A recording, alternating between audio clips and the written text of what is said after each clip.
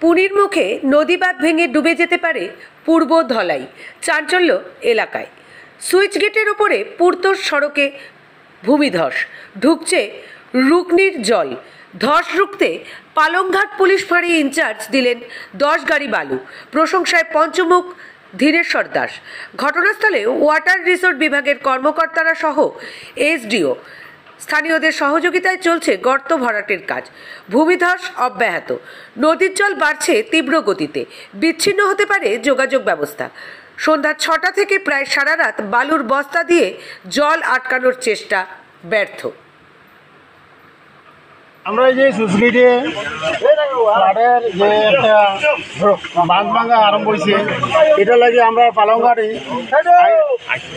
আইসি sir Dhaneshwar Das মহাশয় উনি 8 গাড়ি বালি দিয়েছেন, তাও টান টিম নিয়ে এটা যুদ্ধকালীন তৎপরতায় কাজ করেছেন। এতে আমরা গ্রামবাসী তরফ থেকে ওনাকে আমরা ধন্যবাদ জ্ঞাপন করছি।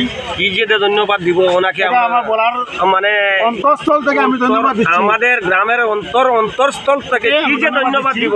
বর্তমানে স্যারে উনি যে মানে কাজ করেছেন আমরা দেখতে পেরেছি। উনি নিজে বস্তা কাঁধে করে নিয়ে উনি যে নিচে দিয়েছেন, আমরা যে কি যে বলবো, মানে স্যারকে কি যে দিয়ে ধন্যবাদ দিব।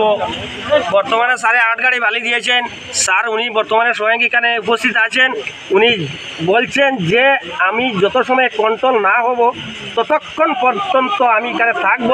যত সময় যে জিনিসের প্রয়োজন পড়ব আমি দিতে বাধ্য থাকবো। স্যারে উনি ওনার বিরক্তকে বলেছেন, আমাদেরকে আশ্বাস দিয়েছেন। আমরা এই গ্রামের পক্ষ থেকে কী যে বলবো স্যারকে ভাষায় প্রকাশ করতে পারছি না।